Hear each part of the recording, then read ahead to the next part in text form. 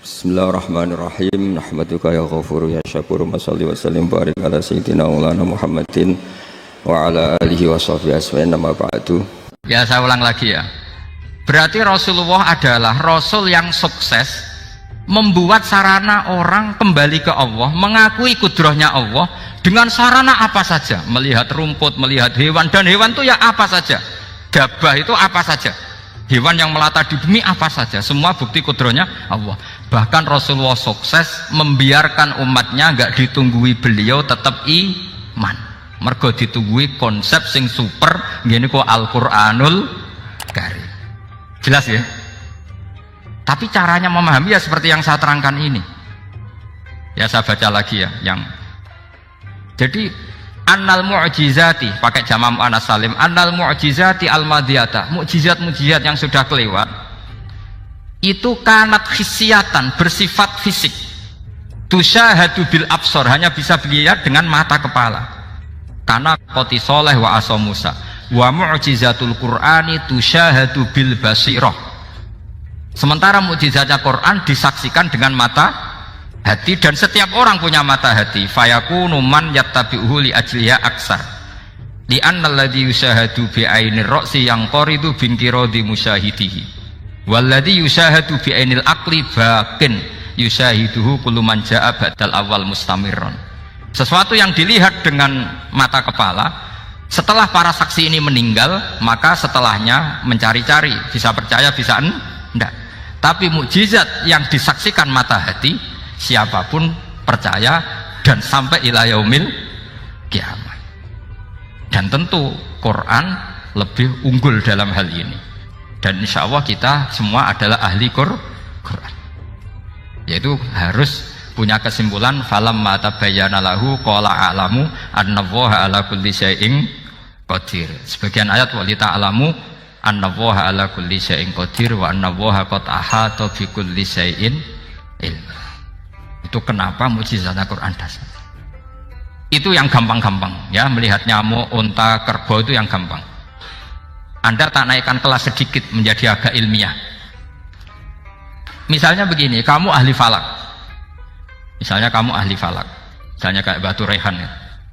Itu pasti tahu kalau matahari dan rembulan dibikin Allah itu asyamsu wal qamaru bi husban, bahwa matahari dan rembulan dibikin ini untuk hisab. Walladzi ja'ala syamsa diya awal qamara nura wa qaddarahu manazila li ta'lamu 'adada sinina wal hisab. Sehingga ketika ternyata betul samsiyah bisa dihitung menjadi tahun samsiyah, yang oleh bahasa milenial disebut Masihiyah. Sayyidina Umar agak tersinggung. Sebetulnya yang namanya hisab itu tidak ada hubungannya dengan Masehi dan Hijriyah, itu tidak ada. Semua berdasar matahari atau apa? Rembulan. Lah sialnya yang samsiyah ini oleh bahasa internasional disebut apa? Masihiyah. Makanya Sayyidina Umar marah terus bilang ya sudah kalau gitu Qamariyah bikin apa? Itu ya. Jadi itu sebenarnya nama politik. Sebetulnya kalau objektif yang jadi ukuran ya samsiyah sama Qamariyah. Berhubung ini sudah diambil tetangga partai sebelah, akhirnya ya kira-kira gitu. Jadi kira-kira seperti itu. Akhirnya kita namanya apa? Hijriyah, apa samsiyah sama apa? Hijriyah. Sebetulnya yang asli ya samsiyah, Qamariyah, tapi nggak apa-apa lah. Dunia itu pasti ada politiknya. Lah yang repot orang-orang fanatik hukum pakai bahasa nasional, itu repot. Jadi misalnya kematian Yesus Kristus, itu mesti Batu Rehan kan nggak percaya. Akhirnya ditambahi kematian Sibeh. Karena kalau bilang iya kan percaya, makanya ditambah apa? Sibah. Karena menurut orang Islam berkeyakinan Nabi Isa itu gak terbunuh, maka ditambah apa? Sibah. Saya dulu pernah usul, karena beliau itu kalau manggil bahasa itu bude, jadi saya pernah sowan usul, mbok ditulis gini saja Mbah, kematian Yesus dalam kurung katanya.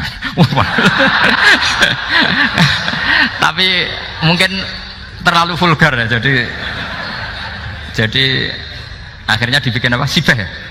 Di kalender Kudus kan apa? Sibeh ya, ditambahi Sibeh. Ya nggak apa-apa lah, yang penting keyakinannya masih benar gitu. Jadi masih benar. Kalau usulan saya terlalu ekstrim, Mas kasih apa? Ya karena memang begitu kan, kita berkeyakinan Nabi Isa itu gak terbunuh. Wa ma qataluhu wa ma sholabuhu walakin syubbihalahu. Jadi ini saya teruskan, ini paling masih seperempat jam ini. Kalau kelamaan sampai dolim itu ganggu kiai lama-lama. Saya tadi sudah bilang sama panitia, orang Indonesia itu gak sopan. Kalau suka kiai itu didatangkan. Itu agak masalah sebetulnya. Dalam etika itu masalah.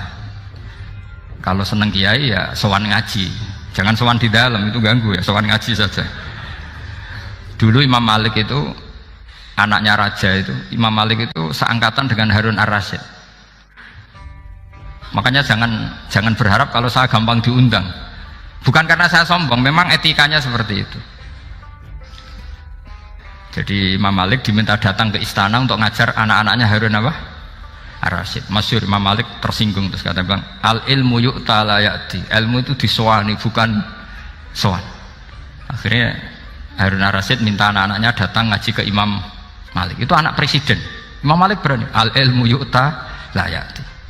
Tapi kalian beruntung karena saya hormat sama mbah saya di sini.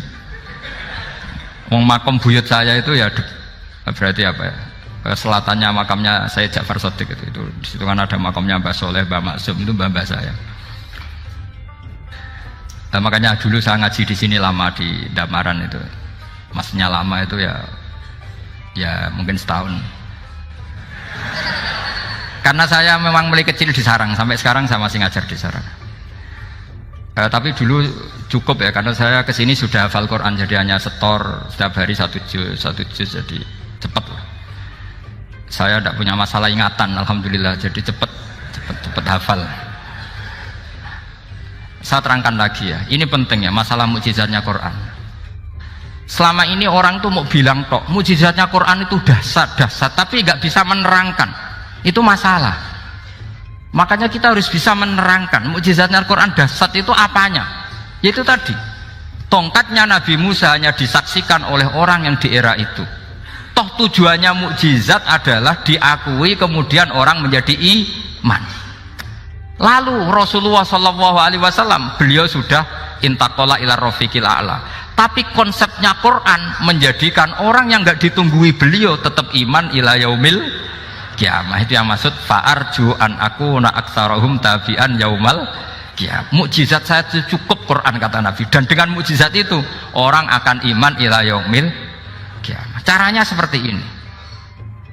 Karena tadi sedasat-dasatnya mukjizat, tujuan utama orang terdikte supaya ikror ngakui kudrohnya Allah. Lah ngono kok ngenteni tongkat sakti lah opo? Cukup deloknya mau. Paham ya? Jelas ya? Alhamdulillah, mau naik kelas ini sudah benar ini sudah benar. Terus kedua begini, kedasatan Quran lagi.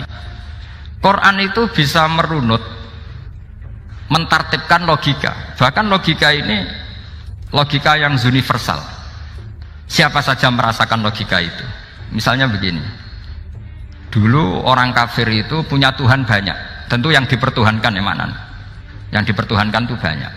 Karena pikiran mereka urusan banyak, problem banyak, ya Tuhannya harus banyak. Ada BPKB 3D kan, istri cerewet macam-macam lah itu kan.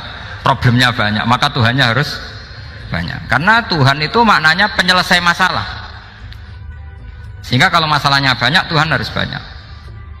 Ketika Rasulullah membawa konsep satu Tuhan, mereka janggal.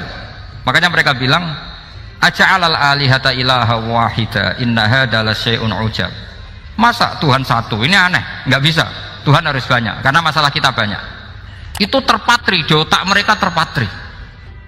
Lalu Nabi dengan santai diajari Allah menerangkan, andaikan kalian punya majikan banyak dan perintahnya beda-beda, kamu suka enggak? Ya enggak suka, mat, enggak enak. Punya majikan banyak itu udah enak. Milih mana majikan banyak sama satu? Satu aja, mat. Tuhan kamu adalah majikan kamu. Kalau banyak kamu bingung. Ya mat, satu aja mat. Itu segampang itu. Jadi menggiring, Tuhan itu kan bos kita, tuan kita. Kalau banyak berarti yang memerintah kita banyak, dan bisa konflik bos-bos kita ini karena berebut anak buah tadi. Akhirnya mereka, kalau kamu punya majikan banyak dan perintahnya beda-beda, semuanya minta dilayani, kamu pusing enggak? Ya pusing, Mat. Minta mana? Majikan banyak sama satu? Satu saja, Muhammad. Ya Tuhan kamu adalah atasan kamu, maka harus satu. Mereka faham. Oke, Mat, Tuhan satu. Itu yang dimaksud darabawu matalar rojulan fihi syuraka umutasyakisuna wa rojulan salamal lirojul hal yastawiyani masalah. Langsung alhamdulillah. Karena mereka yang paling bodoh pun faham dengan logika itu, faham. Kalau Tuhan banyak, perintahnya banyak, kita repot. Maka Allah bikin satu masalan, yaitu rojulan fihi syuraka umutasyakisuna wa rojulan salamal dirojul. Satu lelaki, satu bos, satu perintah. Kayak apa mudahnya Allah. Kemudian mereka tetap menuhankan Lata, Hubal dan Uzza karena mereka dipertuhankan. Sebenarnya nggak pernah Tuhan, tapi dipertuhankan. Allah memberi contoh itu sederhana sekali. Wa daraballahu mathalar rajulaini ahaduhuma abkam la yaqdiru ala syai'in wa huwa kallun ala maulah aina ma yuwajjihu la ya'ti bi khair hal yastawi huwa may ya'muru bil adl. Kata Rasulullah, Lata itu menurut kamu apa? Ya Tuhan kami. Muhammad, Hubal ya Tuhan kami, Uzzah ya Tuhan kami. Lalu kalau mereka kotor ya saya mandikan, kalau hidungnya coplok ya saya tata. Terus kata Rasulullah begini, kamu mau nggak punya budak atau pembantu yang buta, tuli, bisu? Kamu mau nggak punya pembantu loh ya, pembantu itu budak zaman dulu. Kamu mau nggak punya pembantu yang buta, yang tuli, yang bisu? Wah gak doyan, Mat. Gak apa pembantu ngono. Yang pembantu saja kamu nggak mau yang gitu, kok malah punya bos begitu? Orang yang tuli, yang bisu, yang kopok, jadi pembantu saja nggak layak, kok malah jadi pangeran. Paham ya? Arca dan berhala itu kan nggak bisa apa-apa. Kamu mau gaji ngasih THR pembantu yang kopok, bisu, picek? Mau? Wong jadi pembantu saja nggak sah, kok mau jadi apa? Tuhan atau jadi majikan? Jadi Allah bikin contoh gampang sekali. Wa daraballahu mathalar rajulaini ahaduma abkam la yaqdiru ala syai'in, nggak bisa apa saja. Wa huwa kallun ala maulah, anane ngrepoti tok. Ainama yuwajjihu la ya'ti bi khair. Tapi intinya berpikir seperti tadi itu salah, bahwa kalau saya berjasa banyak harus mendapat apa? Ini cara berpikir orang-orang Khawarij. Begitu juga era Sayyidina Umar, era Sayyidina Utsman, Ali, itu juga ngalami orang-orang yang ekstrim. Misalnya begini, saya contohkan korban-korban ekstrim yang real. Sayyidina Ali itu masyhur, dia punya musuh besar namanya Muawiyah. Karena permusuhan ini tidak bisa dihindari. Jadi kalau dalam fikih Islam ini, anak-anak saya ajari fikih, kalau orang mukmin membunuh orang mukmin itu hukumnya dosa besar apa kecil? Besar. Itu di bab kisos. Tapi orang fikih itu unik. Di fikih itu ada kitab usial namanya. Di takrib ada kitab usial. Dan di situ ada penjelasan mangkutila dunamali fahuwa syahid. Orang yang dibunuh karena membela hartanya atau keluarganya, itu dia mati syahid. Kalau dia posisi membunuh, maka malingnya atau penjahatnya muhaddarun damu, nggak punya hak nuntut kisos karena dia anggap nggak ada artinya darah. Nah sekarang begini, suatu saat ada garong ke rumah Anda, ingin membunuh Anda karena ingin mengambil harta Anda. Anda ingin ingat status mukminnya atau status garongnya? Terus kamu mau dibunuh diam aja? Saya tidak mau membunuh orang apa? Mukmin atau membunuh orang muslim. Nah, kesulitan yang dialami Sayyidina Ali seperti itu. Orang-orang Khawarij cara berpikir enggak, Ali ku geblek, wong mukmin kok pengen mateni wong mukmin. Muawiyah yo geblek pisan, wong mukmin kok pengen mateni orang mukmin. Padahal suasana sudah kacau. Ketika seorang penjahat mau membunuh yang punya rumah dan yang punya rumah ingin membunuh penjahat, itu namanya mukmin bentrok sama orang mukmin. Apa orang benar sahibul hak ingin mempertahankan haknya? Tidak, sampai saya tanya.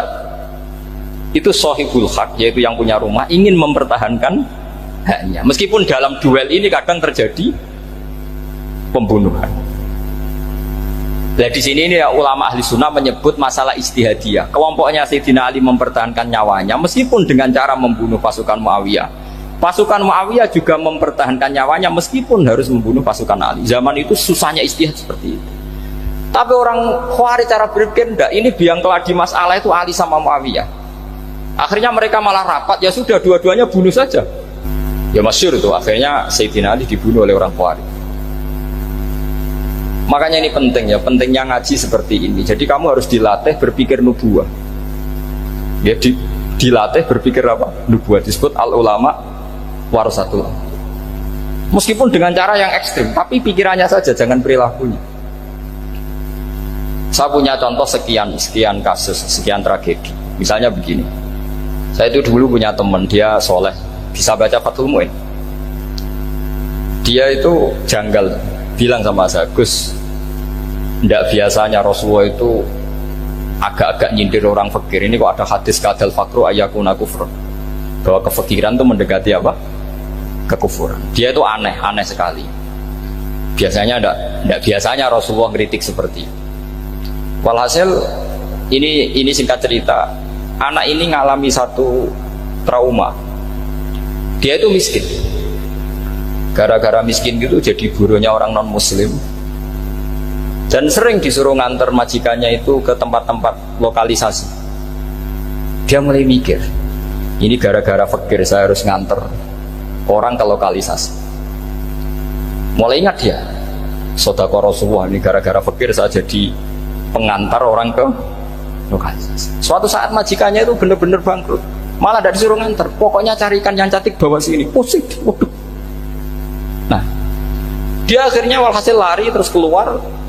Terus dia cerita betapa ekstrimnya fakir, sehingga gara-gara fakir saya harus jadi penolong orang yang mau apa maksiat.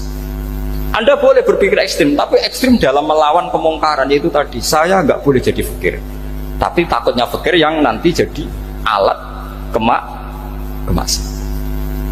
Imam Ghazali juga punya contoh seperti itu. Imam Ghazali pernah marah besar ketika tren di Baghdad itu orang belajar fikih semua. Hatta la yakuna thamma tabibun illa min ahli dhimmah, kata beliau. Sampai di Baghdad itu tidak ada dokter kecuali orang kafir dhimmah. Akhirnya kalau ada ulama sakit, saya masih ingat pas kecil, kalau ada ulama sakit itu tidak boleh dibawa ke rumah sakit. Takutnya ketemu dokter muslim, non muslim malah disuntik langsung apa? Mati. Akhirnya ulama saat itu berfatwa, orang Islam harus ada yang jadi dokter. Banyaklah gus-gus yang sekolah kedokteran. Yang masyhur ya seperti Sahal bin Abdul Fattah. Itu dulu putranya Ki Fatah yang menolong Mbah Mahfud saat sembunyi.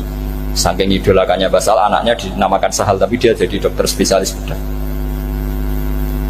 Begitu seterusnya urusan negara.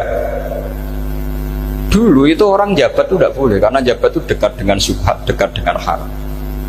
Tapi gara-gara pejabatnya non muslim, kalau bikin aturan ya ala non muslim. Ulama akhirnya sadar, andikan kita yang jabat pasti tidak seperti itu.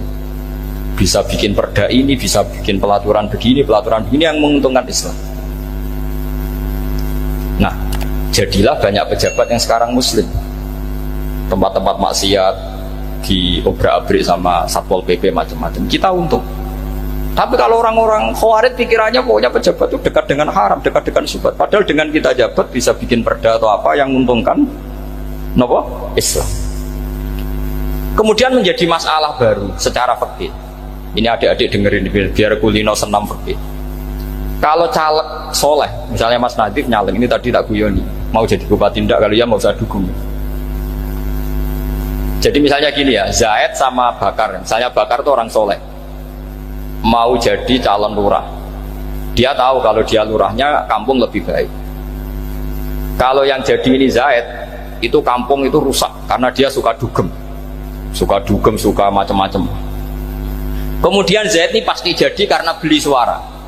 Misalnya per kepala itu dibeli 50.000. Bakar ini kalau nggak beli suara kalah. Padahal dengan kalahnya Bakar artinya kemenangan kemungkaran. Itu zaman era Fathul Mu'in. muridnya Ibnu Hajar Al-Hitami. Ibnu Hajar muridnya Abu Zakaria Al-Ansori itu fatwa. Yang soleh ini wajib beli suara, bukan boleh, wajib beli suara. Nah, tapi ini namanya tidak nyuap, perlu dicatat. Ini namanya tidak nyuap. Jadi tidak bisa kamu kaitkan misalnya ar-rosi wal murtasi finnar. Yang nyuap maupun yang menerima suap adalah sama-sama di neraka. Tidak bisa seperti itu, karena logikanya dibalik. Sekarang Bakar ini beli suara itu untuk membeli kebenaran, untuk mengawal kebenaran. Zaid beli suara untuk menopang kebatilan. Berarti namanya Bakar ini penyuap atau pembeli kebenaran? Pembeli kebenaran. Harus dibedakan. Nah, ini pentingnya ulama. Memang nyatanya seperti itu. Yang dikatakan nyuap, riswah itu adalah membayar uang li'ibtolil haqqi, untuk membatalkan kebenaran atau membenarkan kebatilan, itu namanya nyuap. Tapi kalau mengeluarkan uang untuk menghakkan barang hak dan membatalkan barang batil, itu namanya uang perjuangan. Nah, ini pentingnya mikir. Jadi ulama itu mulai dulu sudah berarti. Nah, sekarang sudah banyak orang-orang khusyuk yang biasa di masjid itu khusyuk. Kalau ditanya zaman akhir rusak kabeh, wong soleh-soleh wis nyuap. Kalau orang soleh ini tidak nyuap ya tidak jadi. Kalau nggak jadi mereka nggak ada yang jadi DPR, nggak ada partai Islam, habis malah Indonesia. Saya itu punya kenalan banyak pakar-pakar di Jakarta, itu cerita saya, Pak Bahak. Indonesia itu solusinya gampang. Kita ini punya Bali, punya Batam. Itu kalau Bali dimakaukan, Batam dikayakan Hollywood. Amerika kaya itu bukan karena hebat, pornografi dijual, tinju di Nevada itu dijual, di Las Vegas dijual, apa saja dijual. Kalau tidak kaya itu gimana? Sementara Indonesia mau aur-auran gitu, sukan partai Islam. Sebenarnya Indonesia gampang, kalau ingin kaya Bali itu dikayakan Hollywood atau dikalahkan Makau jadi kota judi, Batam dijadikan kaya Las Vegas. Itu transaksinya pasti triliunan. Orang gamane wong muda dijual, judi dijual, orang tinju dijual. Tapi gara-gara ada partai Islam, nyari rumus solusi ekonomi itu yang tidak seperti itu, akhirnya kangelan, ya, akhirnya rapati juga. Tapi barokah, tetap barokah partai apa? Yang menangnya caleg-calegnya rata-rata ya beli. Kalau tidak beli habis. Saya bukan menghalalkan nyuap, enggak. Kalau nyuap tetap haram ila yaumil qiyamah. Tapi kalau suratul masalah seperti ini kamu mengatakan suap, itu beda. Ini suratul masalah yang tidak ada kaitannya dengan suap. Asal lawannya batil ya, kecuali lawannya sama-sama hak. Dua calon di kampung itu soleh sama soleh. Ini yang soleh bayar nggak boleh, karena siapapun yang jadi soleh itu nggak boleh. Makanya kalau dari musuh yang dolim biar halal ya. Iya, saya pernah ditanya seorang dosen, Gus, saya ini kalau baca sejarah perang Badar atau perang Uhud, yang saya tidak nerima itu satu. Kenapa setiap ghanimah harta orang kafir dan istrinya orang kafir kok disita orang Islam, dan yang perempuan jadi amat kemudian juga digauli orang Islam, yang hartanya orang kafir juga jadi asetnya orang Islam, kok kayak garong? Dia tanya seperti itu sama saya. Terus saya jawab, kalau sampean ada garong dan kemudian bawa senpi, senjata api, kemudian garong Anda, penjahat Anda lumpuhkan, ya senpi itu harus Anda kembalikan. Monggo penjahat ini kagungan jenengan beto wangsul, karena ada milik Anda, harus dikembalikan. Wah, tidak bisa Bapak, kalau saya kembalikan pasti dipakai jahat lagi, dipakai kriminal lagi. Ya sama, kalau asetnya orang kafir dikembalikan ke orang kafir akan menjadi aset kekafiran lagi untuk menghancurkan kita. Nah, perempuan juga sama. Perempuan itu alat produksi. Jika perempuan tadi dikembalikan ke orang kafir, maka kamu menolong populasi orang kafir. Ya seperti itu. Paham ya? Makanya disita dalam perang loh ya, tapi dalam perang yang legal. Nah itulah kenapa amat halal. Makanya di Quran itu illa ala azwajihim aw ma malakat aiman. Paling enggak itu masih ada ulama atau pemikir atau ustadz siapa saja yang bisa memahami logika apa? Islam. Nanti kalau ulama ini sudah meninggal, orang akan mencibir Islam dengan cara mengatakan Islam itu jahat, yaitu menyita hartanya orang kafir dan istrinya orang kafir setiap kali terjadi perang. Karena pemikiran ini pasti sama-sama kutubnya, sama-sama ekstrim. Jadi ini penting saya katakan. Makanya masyhur itu perdebatan Sayyidina Ali dan Muawiyah. Ini saya kutip sedikit. Ini ya sama-sama berpikir ekstrim, tapi ekstrim yang baik. Walhasil dalam satu kerja bakti di Masjid Kuba, itu ada sahabat namanya Ammar. Ini di depan umum, ini penting. Kalau dalam ilmu hadis di depan umum ini penting, karena nanti menjadi mutawatir. Beda dengan hadis yang Nabi ngendikan sama 1-2 sahabat, namanya hadis ahadi. Di depan umum Nabi guyon gini sama Ammar, ya Ammar waihak qatuluka alfiatul baghiyah. Ammar, kamu ini nasib kamu itu agak sial, karena nanti yang membunuh kamu itu kelompok yang tidak benar. Alfiatul baghiyah itu kelompok yang tidak benar. Itu disaksikan sekian sahabat. Walhasil suatu saat Ammar ini ikut perang dan ikut pasukannya Ali dan terbunuh oleh pasukannya Muawiyah. Seneng Ali. Walhasil Ammar ditemuin sama Ali.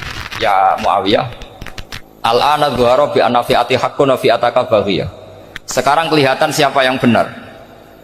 Saya yang benar, kamu yang salah. Kenapa? Karena Ammar kelompokku dan terbunuh oleh kelompok kamu. Padahal kata Rasulullah yang membunuh Ammar adalah kelompok yang salah. Tapi Muawiyah pintar sekali, dia jawabnya gini, laula kama kutila Ammar. Ammar terbunuh karena bela-belain kamu. Kalau kamu tidak nyuruh dia perang juga gak terbunuh kan. Jadi kamu ikut andil terbunuhnya siapa? Ammar. Tapi apa kata Sayyidina Ali? Idzan qatala Rasulullah Hamzah. Kalau teori itu Anda pakai, Rasulullah pun membunuh Hamzah. Sekarang Hamzah perang karena suruhan siapa? Rasulullah. Yang membunuh Hamzah siapa? Wahsy. Kalau teori itu Anda pakai, berarti Rasulullah pun membunuh Hamzah. Terus fasa kata Muawiyah, Muawiyah diam. Jadi fikih pun tuh diputuskan lewat pikiran ekstrim, tapi bukan ekstrim yang merugikan orang lain. Nah, kalau merugikan orang lain namanya sudah la dororo wala dirar, dia menyalahi aturan itu. Makanya saya pernah ngaji di sini dulu ketika tahun kemarin. Fikih-fikih Islam itu punya rumus, itu ya gara-gara pikiran ekstrim sebetulnya. Saya pernah nyontohkan adalah orang tuh kalau sholat jenazah itu mayitnya di depan, itu ulama fikih tidak ada yang punya alasan, mau hanya bilang gini, hakada wajadna salafan wa khulafan. Mulai dulu kalau nyolati mayit ya jenazahnya di depan, kayaknya gitu saja, tidak punya alasan. Makanya ulama lain mengatakan tidak apa-apa jenazah di belakang, yang sholat di depan. Kenapa? Fa innaha laysat bimanzilatil imam. Memangnya jenazah imam harus di depan? Itu ya tidak ada yang bisa bantah. Bagaimana mungkin harus di depan? Oh, enggak, imam kok harus. Yang harus di depan itu imam. Jenazah itu imam apa enggak? Enggak. Terus alasan kedua, sholat ghaib. Kalau ada orang mati di Surabaya, Mas Nadib di sini, sholat ghaib boleh enggak? Boleh. Jenazahnya di depan apa belakang? Di belakang kan? Berarti harus enggak jenazah di depan? Ya dia mau ngakeh yang jelas kalau itu. Lah ini contoh-contoh kecil.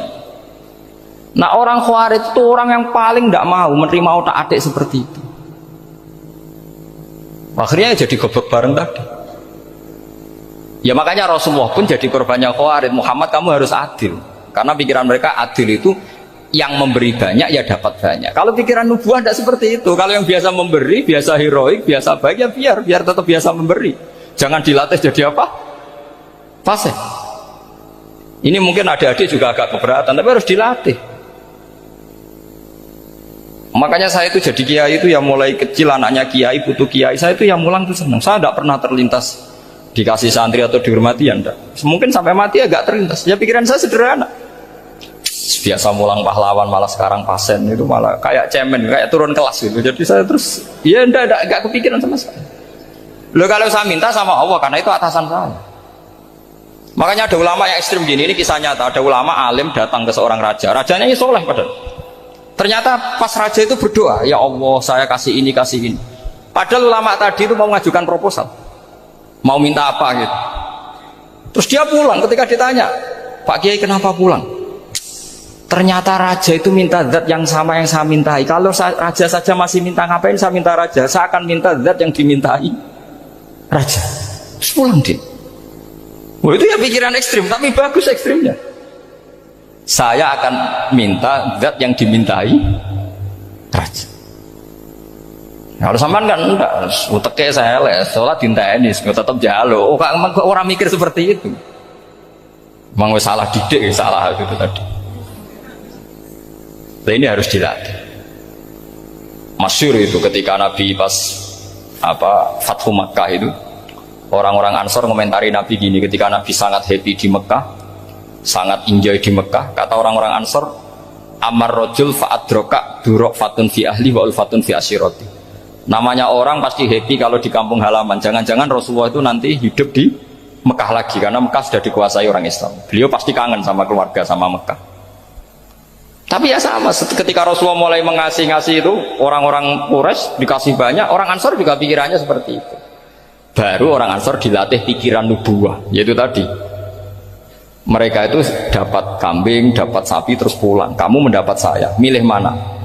Milih Rasulullah Shallallahu Alaihi Wasallam. Sekarang kamu saya balik, kamu punya kiai, kamu bisa memberi hadiah, memberi beliau. Suatu saat kiai anda ini kaya raya, terus sering ngasih orang-orang yang nggak pernah berjasa, kamu nggak pernah dikasih. Itu kalau pakai pikiran Khawarij, kiai ini salah karena ngasih orang yang tidak berjasa. Tapi kalau kamu pakai pikiran nubuah, enggak. Alhamdulillah saya tetap istiqomah memberi kiai itu, dan alhamdulillah nggak dibales. Semoga balasannya di akhirat. Ya sudah seperti itu. Kalau pakai pikiran gengsi tadi seperti itu, masa biasa memberi sekarang posisi diberi, saya rak turun kelas. Jadi sebetulnya pikiran ekstrim itu boleh, tapi untuk yang seperti ini bukan ekstrim yang tadi. Makanya ini disebut al-hujjat. Al-hujjat itu satu logika yang bisa mematahkan asumsi awal. Ini saya harap santri-santri matolek putra maupun putri berpikir seperti ini, sehingga sama. Jadi misalnya sekarang dibalik, kalau ada orang NTT yang masih non muslim, itu orang kafir yang harus dibunuh atau orang kafir yang harus didakwai. Mesti pikirannya itu, kalau Nabi itu ya semua yang didakwai Nabi dulu orang kafir. Nah, ketika Nabi di Mekah itu pertama ketemu orang kafir itu dibunuh atau didakwai? Didakwai. Ya berarti pilihan sekarang ya didakwai, bukan dibunuh. Nah soal perang itu perang itu beda dengan membunuh. Ada janjinya, ada macam-macamnya, terus nggak ada solusi, itu baru ada perang. Jadi kalau sudah dibalik-balik gitu, makanya kata ulama-ulama, Khawarij itu pasti salah. Pasti salahnya adalah kalau orang tidak benar ya dibenarkan, bukan dibunuh. Kalau setiap orang kafir dibunuh, Nabi kapan jadi nabinya? Karena orang kafir habis. Jadi metode bil hikmati ya ada, metode hasanah ya ada, karena orang kafirnya sudah mati. Terus pertanyaan kedua, kalau Nabi harus ekstrim ngapain? Yang ngawal Jibril, halnya Israel lebih efektif. Jadi kalau sama-sama ingin ekstrim, Nabi itu nggak usah dikawal Jibril, kan tidak efektif kan? Harusnya yang ngawal itu siapa? Israel. Kan nggak repot kan? Nah, jadi saya mohon ini saya cerita. Jadi korban pikiran ekstrim itu bukan siapa-siapa. Pertama itu Rasulullah. Akhirnya Rasulullah menjelaskan, ya beginilah cara berpikir nubuwah. Jadi saya kira demikian. Nanti mungkin kalau ada tanya-tanya, ada pertanyaan. Yang jelas kalau seputar ekstremitas itu bisa latihan. Sebenarnya bisa latihan di fikih. Karena fikih ini cerminan dari pikiran ulama. Ya, cerminan dari pikiran ulama yang tidak tekstual. Ya, seperti gini ya. Tasaddaqa Rasulullah so'an min tamrin au so'an min aqidin. Ketika zakat fitrah itu Rasulullah mengeluarkan satu sok tamar. Tamar itu kurma. Kalau menurut tekstual berarti zakat fitrah harus pakai kurma. Tapi semua ulama sedunia mengatakan kuti ahlil balad. Artinya dalam konteks Indonesia ya pakai apa? Beras. Berarti kata tamar diganti kut. Diganti apa? Kut. Jadi orang itu jangan diajak goblok bareng. Masa Nabi ngendikan tamar harus apa? Tamar. Makanya saya pernah debat. Pak Nabi itu cingkrang. Kenapa orang-orang itu rata-rata tidak cingkrang? Saya bilang, Nabi itu hidupnya di Mekah. Kenapa Anda hidup di Indonesia? Iya, Nabi itu hidupnya di Mekah. Terus saya tanya lagi, Nabi itu hafal Quran, kamu udah hafal? Saya hafal Quran. Kalau cingkrang gampang, karek ngetok kata saya. Ya, kalau ada sunnah Rasul, Nabi hafal Quran enggak? Hafal kan? Berarti kalau ikut sunnah Rasul, hafal Quran. Jangan cingkrang tok, ya hafal apa? Ya sama poligami juga gitu yang tadi diceritakan Mas Nadif itu. Nabi itu poligami setelah Khadijah meninggal. Apa mereka mau nunggu istri pertama meninggal? Kalau ingin persis loh, kalau ingin persis nunggu istri pertama meninggal. Iya. Tidak mau juga kan? Ya biasa saja lah. Pokoknya yang dihalalkan syariat ya kita bilang halal, yang diharamkan kita bilang apa? Tidak usah sok suci isi sunnah Rasul. Saya punya banyak cerita. Abu Bakar itu dulu sering menghindari sunnah Rasul. Dulu Rasulullah itu kalau ada orang minta ya dikasih. Ketika era Abu Bakar bikin Baitul Mal. Ketika ditanya ini zaman Rasulullah tidak ada, kata Abu Bakar, huwa Rasulullah. Beliau itu Rasulullah. Mau nggak di manage ya negara tertib. Umar bikin pasukan. Pasukan itu diangkat negara. Kalau dulu zaman Nabi yang ikut perang bahaya, yang tidak perang namanya munafik. Era Umar tidak, militer itu ditunjuk. Ya digaji pakai Diwanul Murtazikoh. Ketika ditanya kenapa tidak kayak Rasulullah, huwa Rasulullah, mau tidak tertib pun tetap negara stabil. Karena ada karismanya. Jadi kadang-kadang dalam banyak hal itu kita malah tidak boleh persis Rasulullah karena kadang banyak khususnya. Yaitu contoh yang paling masyhur di fikih ya kayak Nabi itu nikah 9 itu khususnya. Dalam strategi juga sama. Dalam strategi memanage negara juga sama. Banyak sahabat yang punya ide yang zaman Nabi itu tidak ada. Ketika ditanya kenapa tidak persis Nabi, katanya huwa Rasulullah. Ya Rasulullah itu meskipun seperti itu, meskipun tidak tertib secara rasional, tetap dikawal wahyu. Makanya negara baik-baik saja. Kalau saya ini hanya Abu Bakar, kalau tidak ya repot. Umar ya sama, bikin Diwanul Murtazikoh. Utsman juga sama, di-manage negara. Sayyidina Ali juga di-manage. Kalau Nabi tidak. Tapi tidak apa-apa, karena ada karisma. Sampai tak cerita nih, masalah zakat yang masyhur. Orang paling bakhil sekalipun, paling kikir sekalipun, itu zaman Rasulullah bayar zakat. Karena pikirannya setelah zakat dikasihkan, Rasulullah mendoakan. Khudh min amwalihim shadaqatan tutahhiruhum wa tuzakkihim biha wa sholli alaihim inna sholataka sakanul lahum. Era Abu Bakar enggak. Sorry ya Abu Bakar, dulu kita zakat sama Rasulullah karena didoakan beliau. Kamu hanya Abu Bakar, saya tidak mau zakat. Ya sama lah seperti orang dipimpin ulama-ulama karismatik. Orang dipimpin Badullah itu tidak usah metai, santri sudah nurut. Dipimpin Mas Nazif, gak bikin pelaturan, habis pondok. Kalau tidak ngancam, gak gini, ditakzir, gak gini, habis. Zaman Badullah dehem tok santri wedi. Mas Nazif dehem enggak. Nah, makanya Rasulullah itu tidak banyak bikin pelaturan. Rasulullah itu kalau mau perang itu hanya bilang sahabat, saya besok ditantang Abu Sufyan di sini. Saya mau perang. Itu sahabat ikut semua. Orang melihat wajahnya, melihat karismanya sudah tertarik ingin menyelamatkan beliau. Kita-kita tidak akan ridho Rasulullah keluar sendiri. Kalau Abu Bakar ya enggak. Pertama Abu Bakar pidato sudah sopan. Saya memimpin kamu. Ini qatwul litu walastu bi khairikum. Saya ini memimpin kamu, tapi bukan berarti saya yang terbaik. Jika saya benar maka dukunglah. Kalau salah ingatkan. Itu pertama orang-orang bilang apa? Fa wa la uqimannaka bisayf. Nanti kalau Anda salah tak ingatkan pakai pedang. Ya karena hanya Abu Bakar bukan Rasul. Jika diaturlah ini ada militer, ada pengawal, ada Baitul Mal. Era Umar lebih modern lagi, ada Diwanul Murtazikoh, ada macam-macam. Ya Rasulullah nggak ada. Nah sekarang orang sidik-sidik muni sunnah Rasul, padahal ada sunnah Rasul yang khasnya Rasulullah sebagai nubuwah. Khasnya Rasulullah sebagai apa? Nubuwah.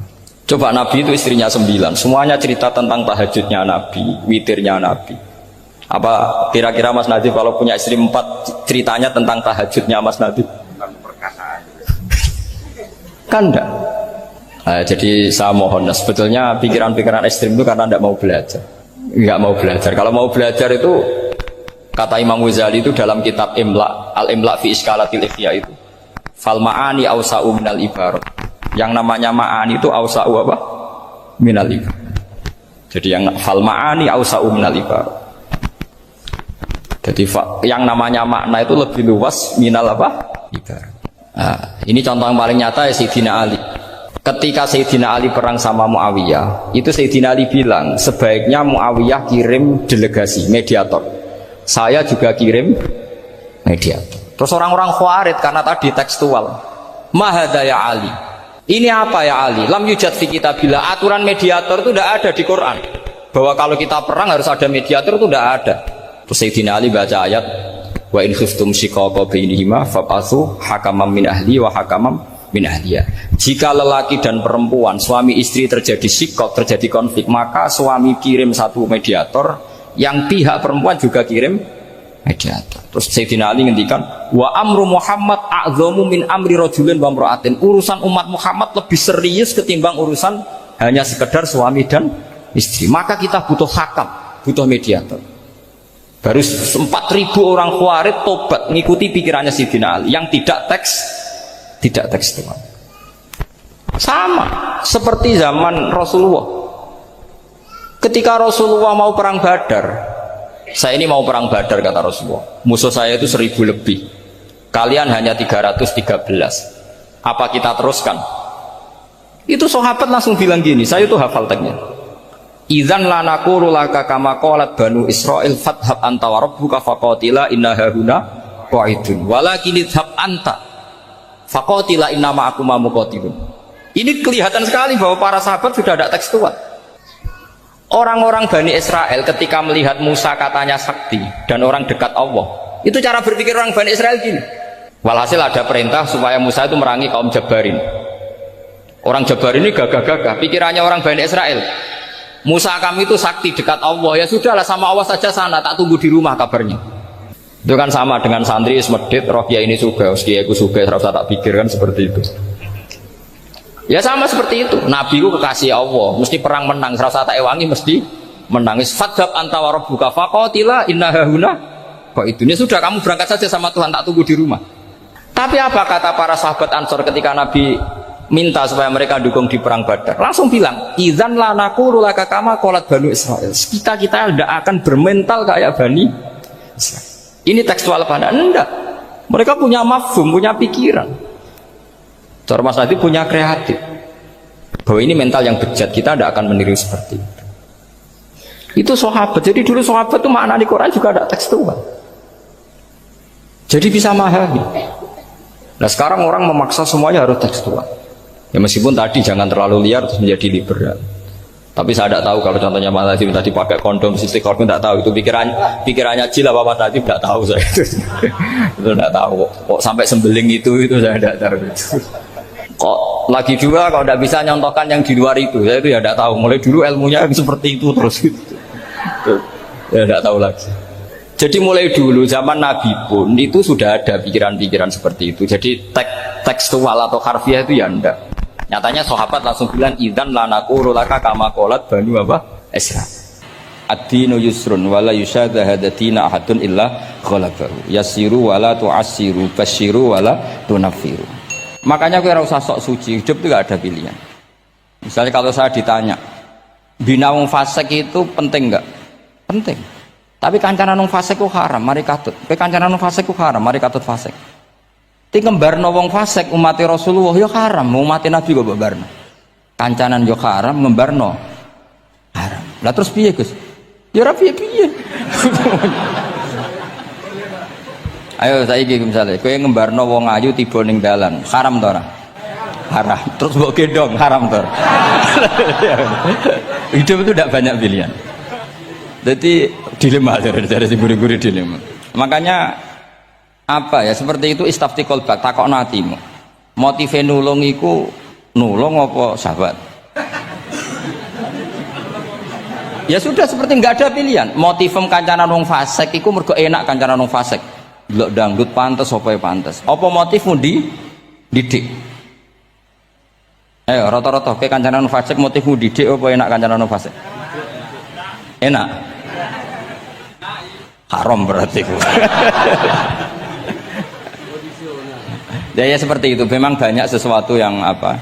Makanya banyak ulama ngendikan banyak perilaku duniawi yang menjadi amal ukhrawi karena niat. Juga sebaliknya banyak perilaku ukhrawi yang akhirnya menjadi duniawi juga karena niat. Makanya niat itu diatur sedemikian rupa. Nah ini juga sama. Duduk tasahud akhir. Ayo, duduknya dulu, duduk tasahud baca sholawat. Itu satu paket. Makanya al-atasek wal asir wal hadi asar at-tasahud wa qu'uduhu wa sholat ala nabi sallallahu alaihi wasallam. Fatasyahudu mongko te tasyahud wa qu'uduhu lan lungguh tasyahud. In aqobahuma lamun ana sing maca akibat tapi sami nggih. Lamun mungkasi utawa nyusuli huma ing tasyahud lan qu'ud apa salamun salam iku ruknani berarti rukun karone.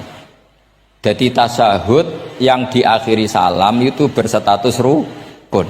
Berarti tasyahud awal berstatus sunnat karena tidak diakhiri salam. Jadi nak wonten tiyang traweh kok 4 rakaat langsung salam itu nggak bisa dikatakan batal karena statusnya tasyahud awal nopo sunnat. Yeah.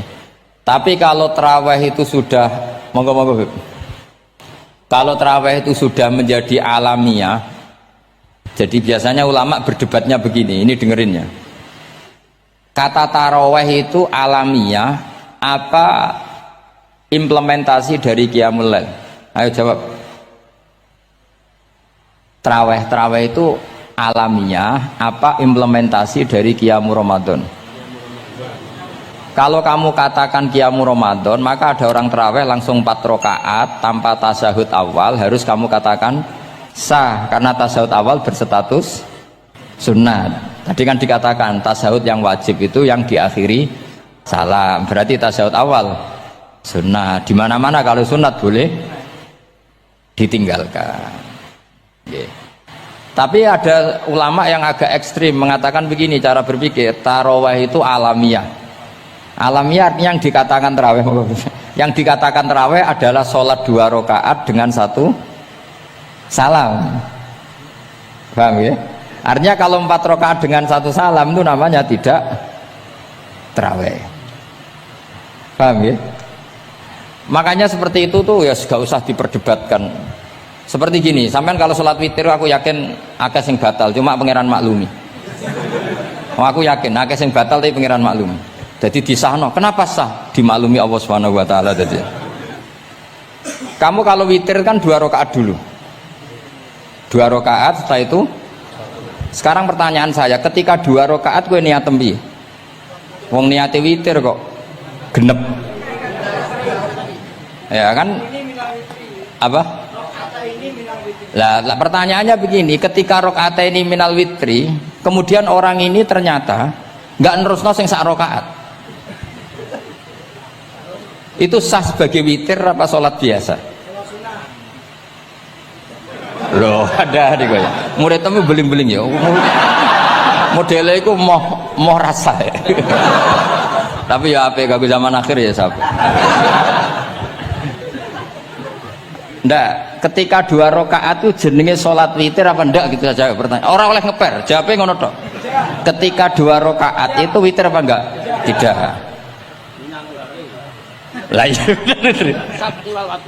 Lah ya ikut paket witir. Berarti niatnya sampean gini, ya Allah saya sholat 2 rakaat, ini paket witir loh Gusti. Makanya shollu sunnatan rakaat ini minal witri. Jadi seperti itu kan bingung kita. Nah sekarang begini, ndak ini latihan fikih karena saya pengajar fikih. Kalau ada orang sholat, ya saya ulang lagi ya, ada orang misalnya begini, ada orang sholat, terus sarungnya itu pas sampai dengkul, sampai lutut. Kalau dia rukuk pasti jengking pupune ketok. Iku batale ngenteni wis rukuk apa mulai pertama batal? Enggak, jawab betul. Apa? Ketika rukuk apa mulai berdiri sudah batal? Ketika rukuk. Awas selengin enggak ya? Ndak ini undian berhadiah. Itu di Asbawan Nadhair itu ada pertanyaan gini. Lalu yang dikatakan sholat itu apa? Yang dikatakan sholat adalah satu aqwalun wa af'alun muftatahatun bitakbir muhtatamatun. Nah, lalu ketika dia rukuk itu batal. Batal yang batal apa nih ya, Pak? Wong dia belum berbentuk sholat. Berbentuk sholat itu kan kalau sudah absolut sampai salah. Yang batal itu apanya? Wong sholatnya erong kasil lah. Bingung tuh sampai mesti. Jadi makanya pertanyaannya itu apa ya? Fikih itu kadang ya sudah seperti itu memang angel. Makanya kalau kamu melihat perempuan itu di takrib itu melihat perempuan yang ajnabiyah itu haram kecuali untuk sekian hal, termasuk mulang muamalah. Terus ngopi dianggap muamalah, repot. Sekarang pertanyaannya, kamu ngopi demi melihat apa melihat untuk ngopi? Nggak jawab. Lah anak niatnya ngopi, mestinya kan brewok lah ya di ngopi ini kan gitu. Cek bakule brewok, cek bakule komisen. Kopi enak. Nah yang kira-kira agak haram itu mesti begini. Saya sama Habib Ali jalan ke Jakarta terus ngantuk ngopi. Kebetulan bakule ayu insya Allah halal karena orang niat. Nak sampean kan gak apal. Wah sing pojok kono wae. Wah itu mesti haram itu, tak jamin itu. Goblok ngopi kok ning kene ning kono wae. Kalau saya sama Habib Ali enggak. Jadi ya mlaku-mlaku ngantuk ngopi. Kebetulan bakule ayu. Ya terus mungkin wong soleh ya cepet ya ini bahaya ini. Nah pas umat soleh ya gitu, kalau nggak pas wah cocok ya. Lah mulai ngomong cocok itu masalah kan. Makanya pertanyaannya itu yang halal itu nazar li taklim apa taklim li nazar? Apa? Nazar mbol kowe sing muni. Jadi itu masalah-masalah fikih memang. Makanya kalau berteman orang fasik itu hati-hati ya. Kalau itu kamu lihat umatur Rasulullah Sallallahu Alaihi Wasallam yang perlu kamu selamatkan, yang perlu kamu bina, jenenge tarbiyatul fasik, membina orang fasik. Tapi kalau kamu memang bermental fasik, ini namanya mualah, berkawan sama orang fasik. Itu hukumnya langsung rubah. Kalau mualah ya haram, kalau tarbiyah sunnat atau bahkan wajib. Lah takok bedane piye Gus? Ya takok awakmu. Ya sudah seperti itu, nggak ada jawabannya sudah. Sengko nang akhirat fa yunabi hukum bima kuntum tak malun. Sengko apa piyambak sing apa menghisab. Mun kula terusno nggih.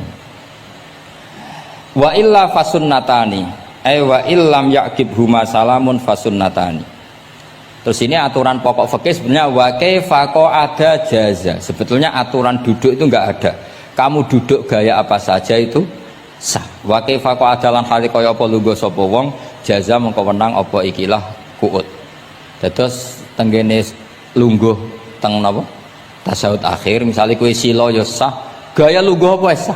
Meskipun ya rada kurang ajar mau salat arang-arang wae kok. Tapi secara hukum sah. Jadi misalnya wonten wong desa terus kadang tasawuf akhiru sikile rada mlekang, kadang wis pokoke wa kaifa ada jasa. Jadi pentingnya ngaji ngeten iki paling gak nglahirno husnudzon. Bahwa aturan duduk itu gak ada. Misalnya aja mentang-mentang sampean khusuk lungguhe bener terus nek ana lungguh rontok metintang sithik wah iki gak sah. Gak tau ngaji. Kowe sing ora tau ngaji maca wa kaifa ada jaza. Aneh-aneh. Kowe sing ora tau ngaji wa kaifa ada jaza. Enak ora tau ngaji malah nuduh. Iso wae sing lungguhe ora bener ku wali malah lara kowe. Meskipun agak-agak ya ora. Wali kok lungguhe ngono. Tapi nek misale wali tenan kualat sampean. Wa kaifa ada jaza. Terus hukum itu penting. Sehingga kalau sampean haji tenggene Mekah niku salat itu mau macam-macam. Kula sing nganti saiki iskal tapi wis ora iso protes niku lho, Beb. Wong kuat ngadeg nggawa kursi nak salat kok lungguh. Nak teng Indonesia wong salat lungguh ora ngentosi bener-bener lemah. Ning Arab gak kuat nggawa kursi. Salate lungguh. Engko nak ngarep iku sofa kosong, kursine digawa. Ya lungguh meneh. Batinku lungguh kursi ngalor idul kuat kok salate. Nak teng Jawa iku anggere ngape mati jek salat ngadeg. Kursine enteng. Kursine enteng. Dadi ya kula mboten ngerti nih. Ada lagi yang orang Arab, mungkin Arab Bedui. Itu kalau ada yang nelpon, itu teleponnya dijupuk. Jap soli. Kalau aku dong ditakoi, Gus iku madzhab apa? Aduh, mbak yo ketoke madzhab goblok. Apa disalahno iku wong Arab? Wong Arab ora disalahno iku. Akhirnya debat. Sholih ku pirang huruf? Ya telu nak cara nahwu nggih. Shot, lame sitok kan tasdid berarti telu. Telu wis batal loro. Batal. Pas ya. Yo kok pas. Seru wepet. Serepot-repot. Sementing sampean ngerti gitu. Terus salat iku wa kaifa ada jasa. Terus ngerti ngaten iki niati ben husnudzon mbek umat Rasulullah sallallahu alaihi wasallam. Nah sampean gak ngerti ilmu iku gampang suudzon. Lungguh kok ngono ning dinggon salat tasawuf akhir lungguhe yo ngene. Lah lungguh yang dilakukan Rasulullah itu bayangan ideal, standar ideal tasawuf akhir duduke ya kaya Rasulullah sing ditirokno para ulama sampai guru-guru kita. Tapi ku tetap standar afdhaliyah, standar utama. Tapi sakjane wa kaifa ada jaza. Jadi penting sanggep ae ben mari husnudzon. Di misalnya orang tasawuf akhir kok ambek swilo ngono wis. Anggap ojo tuh, aliran nih, ojo ngono sih. Iki bar ngaji Minhajut Thalibin lagi seneng-senenge praktek ngono. Tapi ya ora pati wali mesti. Wali kok kontroversi aneh-aneh. Cuma umpama ngono kowe aja langsung darani gak sah. Apa meneh nuduh aliran. Wis biasa wae, tapi aja praktekno nggih. Pokoke umume wong lah ben gak kontroversi.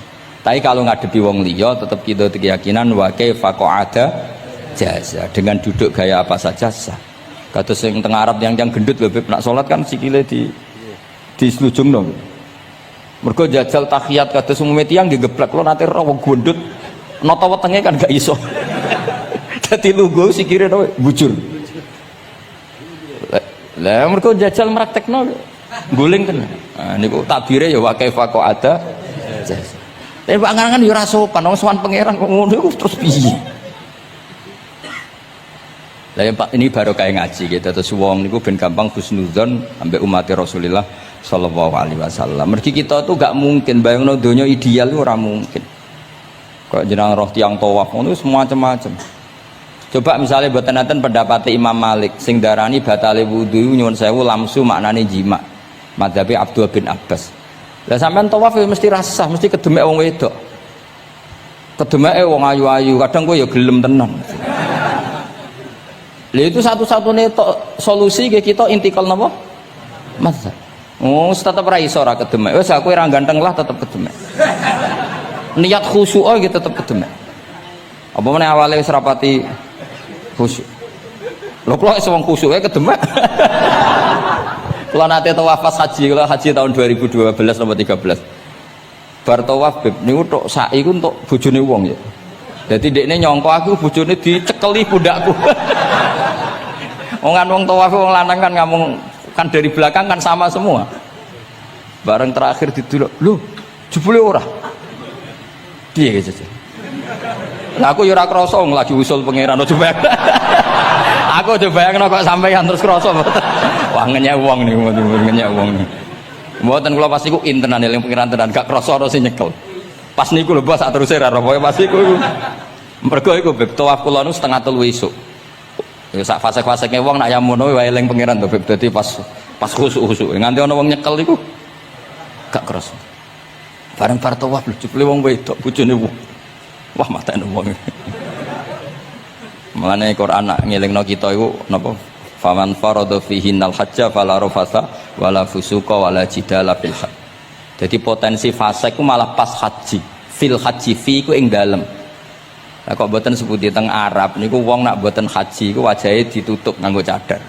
Tapi nak pas ihram malah wajah wajib dibuka.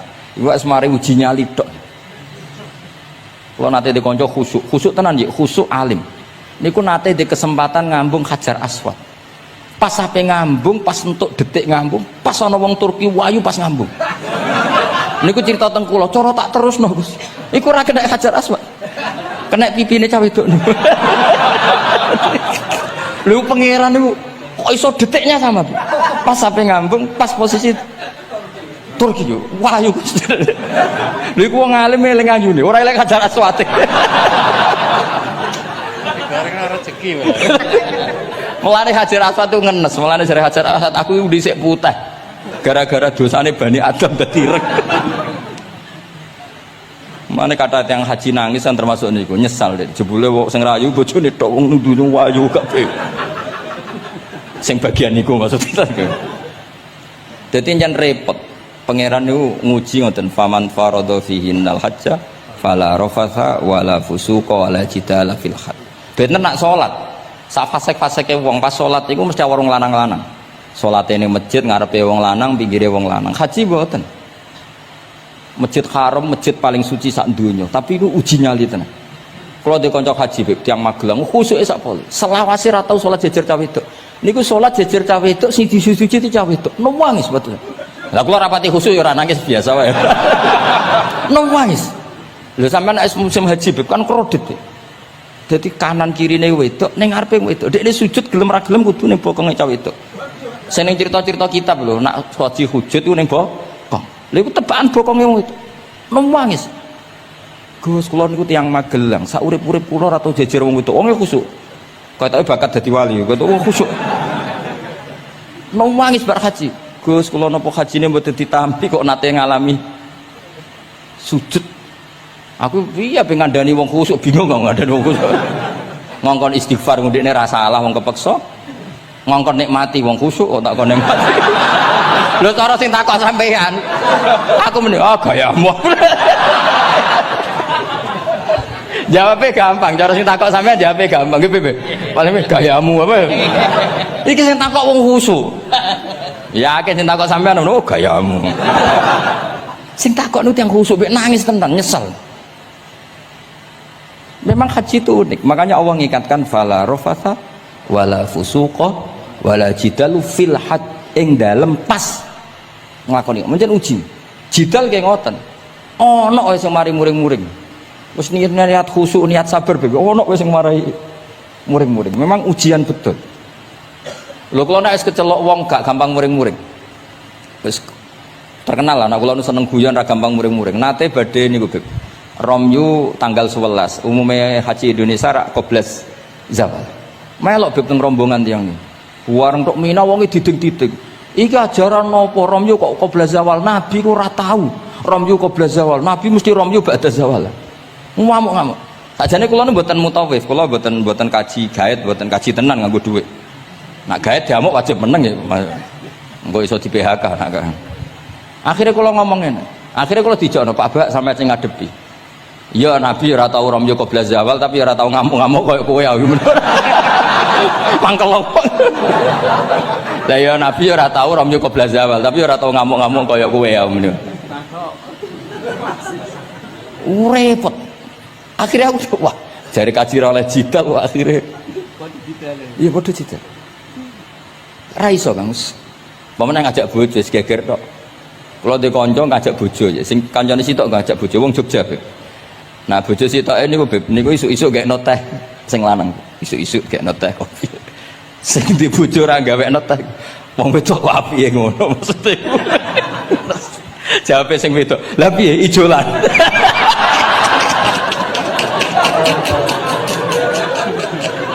Dadi wong lanang kok kadang spontan lu kan yo kacau.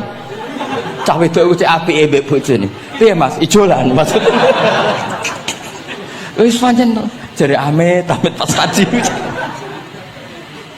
Ayo sapa sing kaji ora jidal lho ben ora raine. Sing ngene-ngene iki lho. Wong aja ulama aja Habib iku wis gak mlebu kias sing umum-umum ngono. Wes angel-angel. Ono catering terlambat, wah ada saja yang bikin apa? Emosi. Wong kula kaji tak rilek-rilek. Tapi yo sono. Ngono pidato ning Mina ono macam-macam. Ribet. Itu fil khat. Allah memang dari awal memperingatkan potensi maksiat itu justru fil khat ketika musim haji. Pemene wae perkara dam wis macam-macam. Mun kula terusno sing penting kok edahe teng salat wa kaifa qa'ada jaz. Kados wingi Imam Rafi'i dawaken salat sujud itu mau cukup watul jabha. Niku nggih guling-gilingan ben gak gampang suudzon mbek tiyang lintu. Nah kita piyambak tidak akan mempraktekkan itu, kita tetap sujud melibatkan 7 anggota. Cuma nak ono sing ngono gak gampang seudon. Wong bar ngaji minhajud talibin. Dadi ono gunane lah. Wa kaifa qa'ada jaz. Jadi duduk dengan gaya apa saja berstatus sah. Ya, duduk dengan gaya apa saja berstatus sah. Tapi saya ulang lagi tentu kita tidak mempraktekkan itu. Kita duduk tasahud awal gederekno para guru, tasahud sani gederekno para guru. Cuma status hukum wa kaifa qa'ada jaza dengan duduk gaya apa saja sah. Karena kita tidak pernah tahu. Ana wong duduke mingkrang jebule mbok salahno, mbok takokno jebule udunen kan ya ora roh. Salat kok modele ngono ku model apa? Jebule wonge napa? Udunen. Utawa wonge bar digi panjen sikile ra iso ditekuk. Barang mbok amuk. Salat kok ujug-ujug bar gipan lho gipan. Kan tidak pernah tahu, makanya ini butuh perangkat hukum. Jadi wong alim butuh itu khazanah hukum supaya agama ini luas. Ad-dinu yusrun wala yusyadha hadatina ahadun illa ghalabahu. Yassiru wala tu'assiru, basyiru wala tunaffiru. Mun kula terusno. Wa yusannu lan den sunatno fil awali ing dalam tasawuf awal apa al-iftirasu lugo iftiras. Mun sampean ngerti niku. Faya jlisu ala ka'bi yusrahu wa yansibu yumnahu wa yadau atrafa asabihi lil qiblah.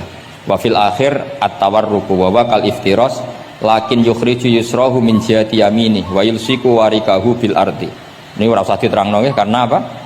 Ya sudah pokoknya seperti yang sampean praktekkan itu yang tasawuf awal jenenge napa?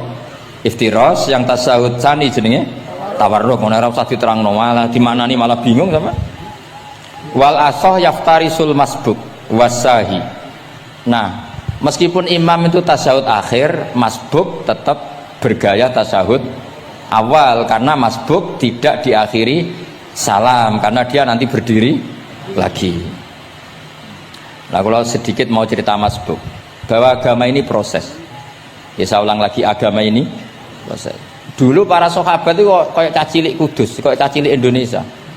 Jadi dulu para sahabat itu kalau Nabi sudah rakaat ketiga atau rakaat kedua, niku takbir terus sholatnya digebut gitu. Digebut, wis kayak cacilik-cilik kita cilik kan orang imam wis rakaat ketiga kayak takbir ngebut. Nah, engko bar ngebut nganti bar. Jadi imam rakaat ketiga kita tahu-tahu rakaat ketiga mergo nyelip. Engko imame salam ya melok salam. Itu kecerdasan itu tuh pinter. Dulu zaman sahabat ya gitu, agar Nabi rakaat ketiga sahabat datang takbir ngebut sampai rakaatnya sama dengan Nabi, Nabi salam terus ikut. Nah ditakoki Nabi wis pirang rakaat jong? Nggih 4 rakaat. Lah oke karo kok 4 rakaat nggih ngebut Nabi. Itu dulu gitu. Sampai ada Mu'ad bin Jabal, makanya disebut di antara spesialis fikih itu Mu'ad bin Jabal, ketika beliau karek sama Nabi, beliau ngikuti Nabi, kemudian Nabi setelah salam beliau menambahkan rakaat yang kurang. Terus semenjak itu jadi syariat kalau untuk masbuk ngikuti imam, setelah imam salam menambahkan rakaat yang ditinggalkan. Terus dibakukan sampai sekarang.